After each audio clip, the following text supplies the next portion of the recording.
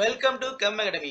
இந்த வீடியோல நம்ம பிஜிடிஆர்பி நியூ சிலபஸ்ல புதுசா ஆட் பண்ணிருக்கக்கூடிய டாபிக் தான் பார்த்துட்டு வரோம்.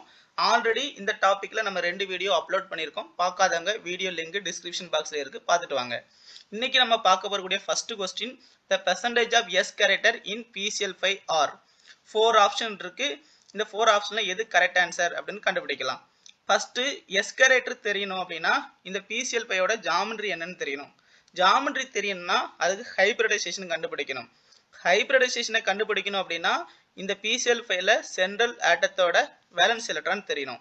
இப்போ PCL5 ஓட சென்ட்ரல் ஆட்டம் பாஸ்பரஸ், ஏன்னா அதுதான் லீஸ்ட் எலக்ட்ரோநெகட்டிவிட்டி டேர்ம். அப்போ phosphorus 15th group family, so அதோட வேலன்ஸ் எலக்ட்ரான் 5. ஃபர்ஸ்ட் பாஸ்பரஸோட வேலன்ஸ் எலக்ட்ரான் 5 எழுதியாச்சு. அந்த பாஸ்பரஸை சுற்றி 5 குளோரின் ஆட்டம் இருக்கு, ஸோ 5 கோலன் பாண்டை ஃபார்ம் பண்ணும். அந்த 5 கோலன் பாண்ட் எழுதியாச்சு. அப்போ டோட்டலா எத்தனை எலக்ட்ரான் பேர் இருக்குன்னா 5 எலக்ட்ரான் பேர் இருக்கு. 5 எலக்ட்ரான் பேர் இருந்துச்சுன்னா நம்ம ஹைபிரிடைசேஷன் sp3d வரும். 1 s orbital, 3 p orbital, 1 d orbital. Total number of orbital 5 orbital. Okay, sp3d ஹைபிரிடைசேஷனா இருந்துச்சுன்னா அதோட geometry trigonal bipyramidal. Trigonal bipyramidal geometry எப்படி இருக்குன்னு பார்க்கலாம். இதுதான் PCL5 ஓட ட்ரைகோனல் பைபிரமிடல் ஜியோமெட்ரி.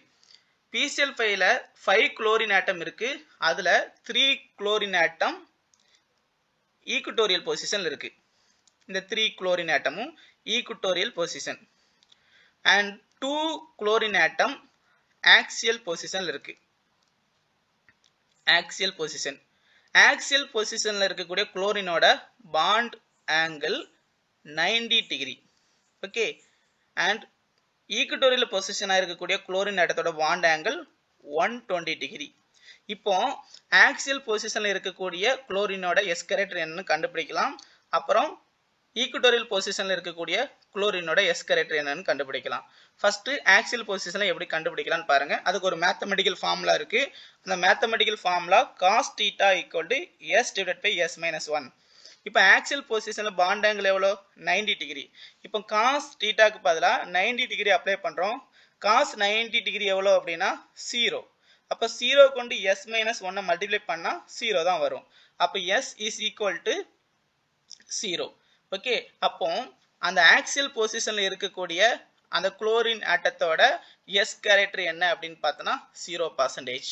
ஓகே, இப்போ ஈக்குட்டோரியல்ல அட்டாச் இருக்கக்கூடிய குளோரின் அதோட நம்ம S கேரக்டர் என்னன்னு கண்டுபிடிக்கலாம். பாருங்க, அதுக்கு கண்டுபிடிக்கிறதுக்கும் அதே ஃபார்முலா தான். ஈக்குட்டோரியல்ல தீட்டாவோட பாண்ட் ஆங்கிள் 120 டிகிரி, 120 டிகிரி நம்ம அப்ளை பண்ணிட்டோம்.